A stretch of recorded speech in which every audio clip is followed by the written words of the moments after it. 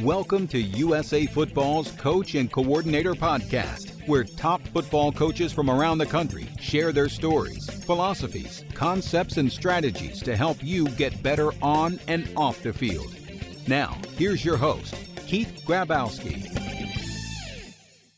Hey, coaches, before we get going today, I just wanted to thank you for all you've been doing to support this podcast, and we have an incredible lineup coming up here. We have just about every major college conference represented. We have a ton of FBS coaches, Division II coaches, Division III coaches, some great high school football coaches coming on the podcast to share with you and help you grow professionally during this time. I really appreciate all of you asking your questions on Twitter. Please follow me at Coach K. Grabowski for our daily updates on our guests and your opportunity to ask questions. We will read them on the show and attribute those to you. So please contribute to the show as much as you can. Our football development model, which is something we've rolled out here at USA Football, and this is really for you to be able to help your youth football programs develop. It's about a long-term athlete development plan. It's something that comes off of the American development model, which is something that the USOC has put together. The idea is that we're able to teach skills in a progression starting at the youngest ages. We're also looking at the different game types we have, whether that's flag, which is non-contact, limited contact games like padded flag or tackle bar, and full contact, and the right progressions for contact teaching there as well. Be sure to check out all we do at footballdevelopment.com and check out what we're doing with the FDM, the football development model, at usafootball.com/FDM.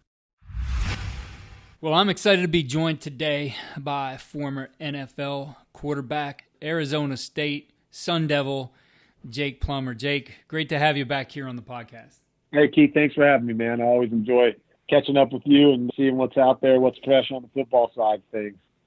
Absolutely. And, you know, we're going to get into a number of different things today as we chat about football here. But I was able to see, I introduced you on Virtual Summit, the virtual clinic, and I had other things to do, but I had you on in the background and saw you getting a ton of questions there. So we're going to try to maybe cover some topics you didn't get into there, and our listeners certainly could go back there and see some of the stuff you were doing and drawing up some plays and all those kinds of things. But, you know, I think, Jake, when you look at just quarterback play today, it's a lot different than when you grew up, and everybody's got some kind of a guru or private coach, and I think there's some great ones out there. Don't get me wrong. I think there's other guys maybe who are selling snake oil. I don't know if that's maybe a bad pun here with you, Jake the Snake, but you get the idea though, right? The landscape has changed, and there's certainly more that goes into it for parents out there who might stumble across this podcast. It's not that you got to go out and spend all this ridiculous money on a quote unquote guru. That, you know, developing a quarterback, there's a lot of things that go into it, and some of those things don't take a dime of investment. They just have to invest time and effort.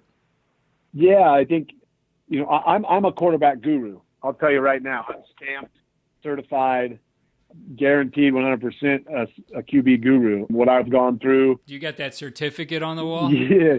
Nah, man, I got that certificate in my right arm, bro.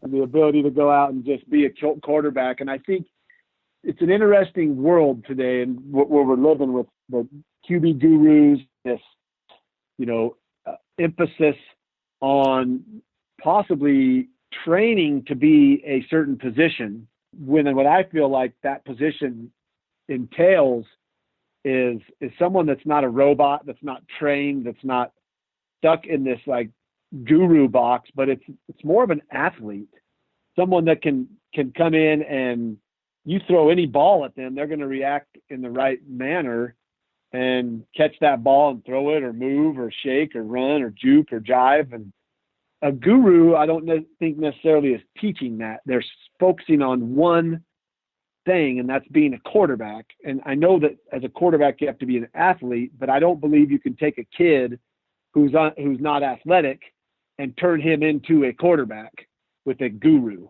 You can try, and that's where the snake oil part comes out. Is like, yeah, you can give them all the stuff that you have in your template of how to make a QB become a QB. But if you're not athletic, good luck. And to be athletic, you have to play multiple sports.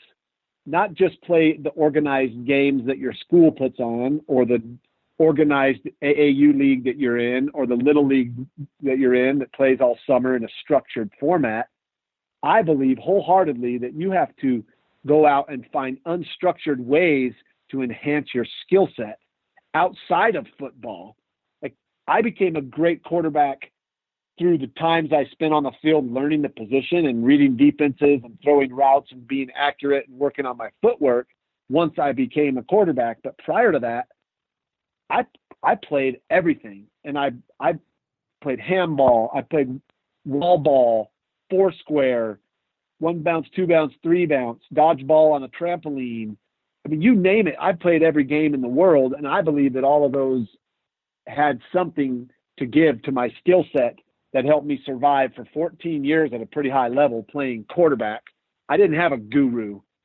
I think the gurus are a joke, to be honest with you. And if you're taking a kid in the spring and you're putting him through a workout inside, touching cones, taking drops, and throwing to spots, and making sure that his thumb hits his left hip on his follow through as his left foot's planted and his right toe drags, you're not a guru. You're trying to build robots. So go apply at Tesla or somewhere where they're doing some engineering, because a QB is not engineered. A QB is a mendable, moldable, bendable, flexible athlete that you can teach anything if you know how to teach it and give them the tools they need to go out and survive. So I've got a different mindset when it comes to that, because I excelled at a high level without having a guru. And now these kids start with a guru at age 8 to teach them how to play quarterback. And to me, it just seems like parents maybe should step back and look at what they're doing to their children and what they're putting on their shoulders at such a young age to be a quarterback. Instead of just be an athlete, play, have fun, go out and compete. Because all in all, when it comes down to it, you can throw the prettiest spiral, you can look really nice in your drop, but if you don't got it in your heart and you can't compete and raise the level of the guys around you, all the money you spent to get that guru to teach you how to get the ball in proper position when you drop and how to release it off your index finger, that's a joke, man. You're wasting all your money and time instead of creating a kid that can go out there and react and adapt to adversity and rise above all that and make a play out of his pure athletic sense and competitive nature. Yeah, Jake, you bring up a lot of valid points, and you've been involved with us at USA Football. You know what we're trying to do, what we're working on. A big thing right now has been the football development model. I think for the high school coach, this is a great place to start building your program, right? If you have a youth program, just the way that it's put together in a progression. And really, you can look at all the different game types that we have in there. But more importantly, it's about the skill progression. And when you think about, you said it, get out and play and do all kinds of things. And, one of the things we talk about in this is that, let's make this a game before it's a sport, right? There's still that value in kids going out in unstructured play, right? And running around the yard and playing ball. I mean, I'm not sure when this will air in relationship to when, all this ends with the shutdown because of the coronavirus, but it's been kind of neat to see those kinds of things happen. You walk past and you see a couple kids out front in their yard with their, probably brothers at this point, right? Because no one's allowed to. So the social distancing, but they're out there just throwing the ball around, playing with each other. There's no tournaments involved. There's no parents sitting on the sideline. They're just out there playing. And it's the process of the young kids becoming an athlete that way, learning to use their bodies in space rather than something that's very programmatic and really teaches them, I guess, a more limited skill set, right? You brought up the importance of multi-sport along with all those goofy games you invent as a kid, right? Like, spend time on doing that as well. And that's part of, the philosophy of the football development model, that idea of free play, that idea of multiple sports, all those things so important into how an athlete develops so that at some point you can get them out on the field and do some specific training, but it doesn't have to happen at 6 or 8 or even 12 years old. Even at 14, man, I mean, if you're athletic, you can make it happen. And then getting the right coaching is huge. And I love that you mentioned, out in the front yard. I honed a lot of my skills throwing the ball, playing with 2 other people. 3 of us could have an intense game of one-on-one. You probably remember back when you were a kid, it was me, a quarterback, Keith, you're running the route, and so-and-so, you're covering him. And now when I throw to Keith and he catches it, now we rotate. I go run a route, DB plays quarterback. Now, Keith, I'm going to burn your ass on a little button hook, like that's what we did. And that's how I learned a lot about myself without a coach saying, oh, no, you missed it. You missed that read. It was right there. And, this heavy-handed approach that helicopter parenting and now guru coaching, I think is going to actually, it's going to turn out some kids that are phenomenal. I can't refute it. There's some amazing players that have come up through this whole guru era that are amazing and good for them. But then there's a decision to make as a parent with your child. How soon do you sacrifice that childhood nature, that childish nature to go out and explore nature, to go out and learn a lot about yourself and who you are, and fall down and not have to look back to see if the coach is there shaking his head because you fell down on the way to first base. You just fell down, get up and go, like the unstructured play has been lost in our society, not completely, but in a lot of where, with youth sports being so important, that I think they just have to try to, at this time would be a great time, is to just let them be unstructured and figure out how do you throw a behind the back pass if you got a coach that gets pissed every time you do it and it goes out of bounds and it's turnover. You never learn. So you don't expand your game. You don't expand your skill set. My brother gave me a great quote one time when I came back from skiing one day. I said, yeah, Brett, I didn't fall one time today. And he said, well, Jake, you didn't get any better. And I looked at him all crazy. I said, what do you mean? Well, if you don't fall, you don't take it to the edge of being uncomfortable and pushing past your ability into a new realm that tests yourself to see if you can hold the edge on that harder turn. And then maybe you fall, but then you learn from that fall. And I tell kids all the time, throw an interception in practice. Throw an interception in the game. It's okay. You got to be okay with making mistakes, because when you do that, then now oh, okay, I can't fit that ball into that little window. Next time I won't do that. So you have to be allowed to make mistakes, to grow, to find yourself. And this is a great time for kids. Like you mentioned, when does this air? I don't know. But while we're on lockdown, getting outside and, God, man, a brick wall and a tennis ball, and me and my brothers could come up with a game that I will tell you right now could help your skill set as a quarterback. I know this. I did this growing up. So there's lots of ways to get better at your chosen sport. But to me, I think being well-rounded as an athlete, especially if you're going to play quarterback, is the key. Yeah, I think the result in going the other way, in not letting the kids as athletes discover, how to use their bodies in space, or how to get away from somebody, or be deceptive. Like, we will get caught up too early in drills that become programmatic and develop robots, right? And I mean, you've got a great playbook drawing piece of software, Ready List, and you're going to draw up all kinds of great things. But that's like only the starting point, because at some point somebody gets that ball and gets back past where that line is drawn to, and things have to happen as an athlete that that are not drawn up in the rules of how that play is going to happen, right? They're going to have to find a way to keep leverage on defense. They're going to have to find a way to outrun angles on offense, or to make a guy miss. And a lot of that happens and is learned when these kids are younger at these ages. And I said again, the idea of make it a game before it's a sport, right? A whole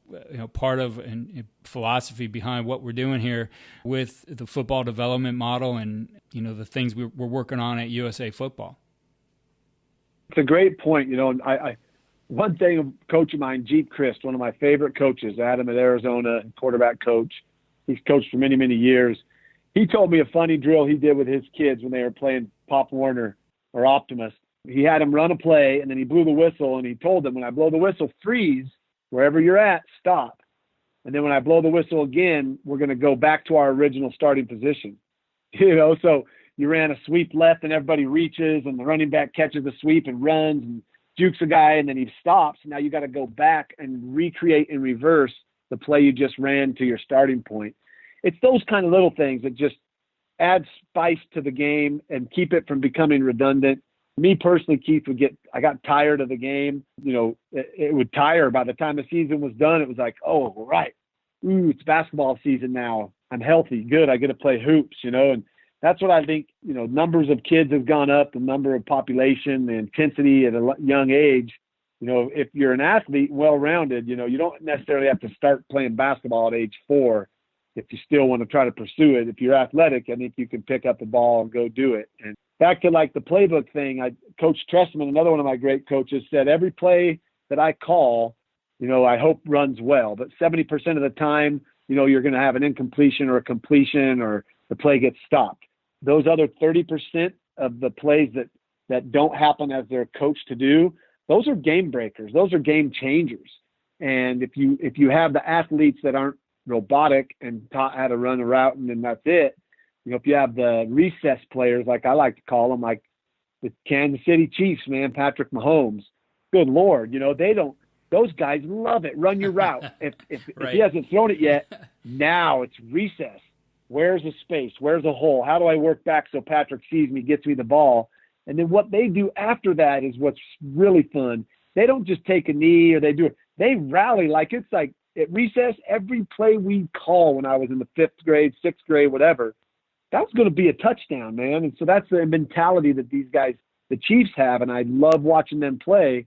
And I think we're going to see more and more quarterbacks like Patrick Mahomes get their chance, get their opportunity rather than being labeled an athlete.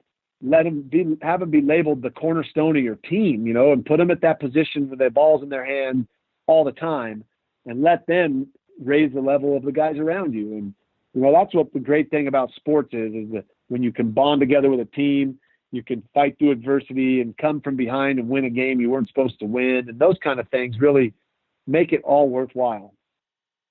What's interesting, and, we are in that time, like I said, maybe we see more of this developing with kids and just going out and playing and those kinds of things. But certainly we will get back to, life like it was before. Part of the football development model I'm excited about is that we kind of have these, we do have these multiple pathways for players to enter the game, multiple game types, multiple levels of contact. So the idea of starting playing flag and then progressing to a limited contact game, which for a lot of places that have started this around the country is padded flag, right? You have the pads on, but you're still pulling a flag, and then getting into maybe a smaller side of game like what we've done with rookie tackle, and eventually progressing to 11-man tackle. And, for kids to learn the game with some modifications to the rules and just the thought process, like rookie tackle as an example, like position sampling, right? Like kids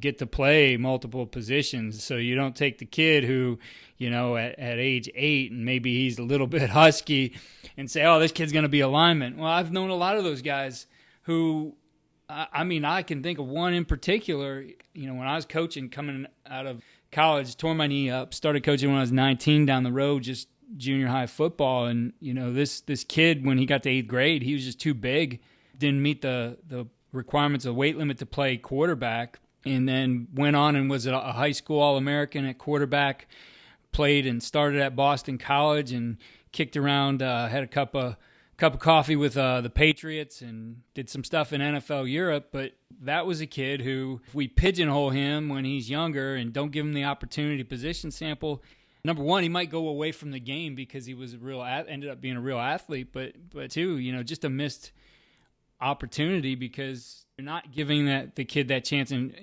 probably a lot of that's driven by the adults wanting to win championships at 8, 9, 10, 11, 12 years old. It's interesting what you bring up.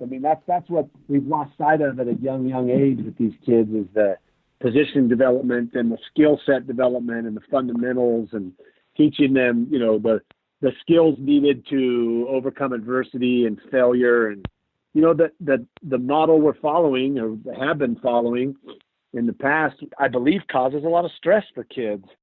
They're expected to perform at a certain level when they're only 10, 11, maybe 12 years old. And it's unfair to those kids because I call it the Peyton Manning effect, the trickle down of knowledge that he brought to the game because he was a genius on the field, could make adjustments and check plays. And he had his system down so pat that he made it look easy. And now you're asking a 12-year-old to go into a game with a little too much.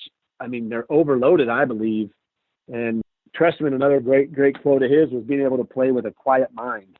And that means being able to play without thinking at all. It's about like going through the thought process. And if we overload these kids with too much, at a young age, especially if they're not going to be a quarterback, if you got the kid who is stocky and should be putting his hand down, who's trying to play QB, then that's tough on them. And it definitely can be tough if the parents don't react correct to how he either succeeds or fails in that endeavor. And, I've got 3 kids now, Keith, so I put a lot of thought into this because I played youth sports and I loved them. They were a ton of fun, but it was different. You had some weeks off in between each sport, and, mostly the pizza parties or the popcorn and the Tootsie Pop you'd get after the game.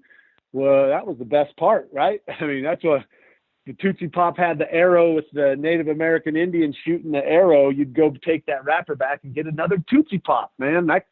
The game, what was the score? I don't care, man. I got a Tootsie Pop afterwards, So those kind of things have changed with the amount of pressure put on these young kids. And I think, if we can do anything to serve our youth in a better way, it's to eliminate stress in whatever way possible. And that's one more thing we strive for with the Ready List, is to give these kids the tool that'll help them learn these complex measures that these coaches are now trying to implement, and have these kids, at 10 years old, standing in shotgun, trying to read if the defense sits or if they bail, and then the route outside changes from a sit to a go route. I mean, it's just, we're putting too much on their plates and not providing them the tools to learn and excel. And so that's where we feel we have a good fit, with the ability to give these kids a chance to play more freely, to excel on the field and have more fun and enhance that experience, which for me, I had good coaches. I was lucky. I had a lot of really good coaches, and I stayed with sports. But I know a couple cousins and even my brother, who was a phenomenal baseball player, who had a bad coach, never played baseball anymore, threw 89 miles per hour on flat ground in college without any coaching. This dude, my brother should have been playing in the NFL or in the Major League Baseball. I mean, throwing the ball from the mound. And, he had a bad coach that turned him off from that. And, you never can go back after that happens. Well, we all love this sport and we want to see it continue to grow. And, I think just some great insight there from the approach. Really, I think that applies to any high school coach sitting out here, parent, youth football coach. Jake, I know the other thing you and I talked about is the other thing we're experiencing during this time is the remote and online type of learning, right? That kind of, I hear people talking about it like the new normal, right? Like people being on Zoom or people learning through different apps. And that's something you've thought about now for a long time. And in terms of what you're doing, you guys are ahead of the game. Talk to us a little bit about, I guess, the experiences you're having right now as people have. I said, you've told me more and more people asking you right now about what you're doing with Ready List. Yeah, we've been trying to get this thing going, through multiple clinics and conventions and calls. And we've had some people, early adopters, that have gotten on and used it and really enjoyed it. But as you know, coaches are somewhat stuck in their methods and in their habits and how they like to do things. So to present them with a new tool that may seem uncomfortable or they don't feel good about, it's been hard to crack into that circle. Although we've had quite a few. I mean, Cliff Kingsbury with the Arizona Cardinals, he loves it. He knows that the way to reach these kids is to have a pocket playbook. So our playbook is you can have an app on your phone. You don't need to have it on Wi-Fi. If the info is pushed to your phone, you can study anywhere you are, and you can get tested at the back end of that. That is the key, is that you get tested to see what you know, what you're retaining, so that when you step on the field, you go play and you break the huddle. Like I like to say, ready list, ready break. You go out, you line up, and you go full speed, and you get ready to do it again. And you know everything. And not only does the quarterback know that, but every position across the board, they know what they're doing. And so today we are getting a lot more coaches that are reaching out right now because they didn't know how serious this whole lockdown and quarantine was going to be. we're not going to have sports for a while right now, is what my thought is. I'm not sure how long that goes, but at least for another month probably, if not longer. And what happens now with spring ball being done at a lot of these colleges, we've been trying to reach out to them saying, hey, this is really the tool that would help you reach and teach seamlessly if you give us a chance. And we're starting to get a little more, we're getting more and more interest. We got a couple big teams close to signing up. A lot of high schools are signing up. We have the tool for remote learning, not only during the time of a pandemic, but in the summer when your kids should be out enjoying time with family and friends and nature and getting in touch with themselves and putting accountability on their plate so that they can grow up a little faster, not get out of college when they're done playing ball or whenever their career ends and still not know what the hell accountability is or know how to go about life. This is putting a little bit more onto that athlete that wants it so that when they're away from coaches or out on their own, they can still learn and still be ready to come back, ready to play. And yeah, the remote learning is really, we call it learning management system. It's just an ability to put all your stuff into one spot and use multiple styles to learn and to teach. And, again, accessibility for these kids and saving coaches massive amounts of time with really the drawing tool out on the market is hands down far and away faster than anyone out there. And we will compete with anyone that hears this or wants to. I'll draw 10 plays faster than they can draw one. And that saves coaches a lot of time to, conceptualize or strategize or teach the kids, hey, why are we running this play, coach? Well, if you don't know how to answer that because you haven't had any time to think about it, you're doing a disservice to these kids. So give them the knowledge, give them the X's and O's and the terminology, and let them have that down pat so that when they do come back, if it's summer and they come back and we're back on the field, they're going to know what to do. And now you could tell them how to beat an inside technique when I want you to run a slant route. How do you set him up to beat him inside? That's where you really help these kids excel. It's not the other way around where you give them the play and expect them to learn it and then they just got to be athletes. It's how you coach them on the intricacies of the game on how to succeed. And that's how the game will get better. The game will be a little bit more safe and it'll be a lot more fun for these kids, win or lose, because they won't be, making those mistakes that they not only have to have their teammates yell at them, the coach yell at them, and their parents or their dad get mad at them on the drive home. And then they got to go watch it again at school the next day, So it's really, we're trying to just not take away, what some people would say, well, that's the rite of passage for sports, is messing up and learning and being tough and thick-skinned and all that. Our whole nature of the way we coach and teach is changing. So let's supply them with a tool to build that knowledge. If we can do that, is what we strive to do at Ready List. And, we're on our way, man. And anything like getting an opportunity to talk about it is always helpful, Keith. I know you've seen our stuff. You know what we're trying to do. And all in all, I just want to have the peace of mind to know that these kids are enjoying sports, because I was blessed and I was lucky to have great coaches that took a liking to me. They liked my competitiveness and what I did on the field. I never had that bad coach that really chewed into me or made it not fun. I was lucky. And I know there's a lot of kids out there that can't say that the movement to, hey kid, don't retire when you're 14, what? Kids are retiring from sports at a young age. If that doesn't make your ears perk up and your mind start to think a little as a parent or even as a coach or as a guru, really need to back up a little bit and understand, really in life, really what is important.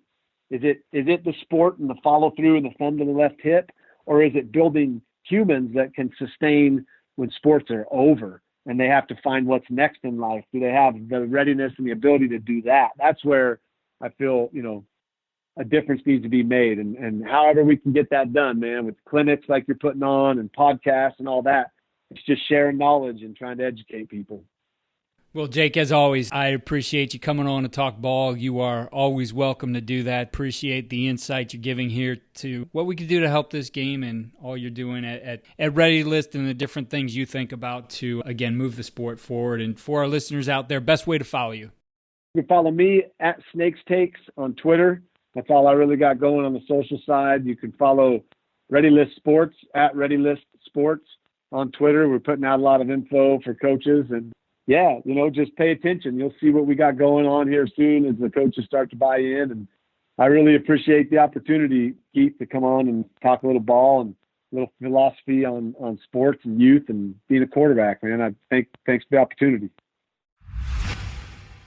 Coaches, again, I want to remind you of what we're doing with the football development model.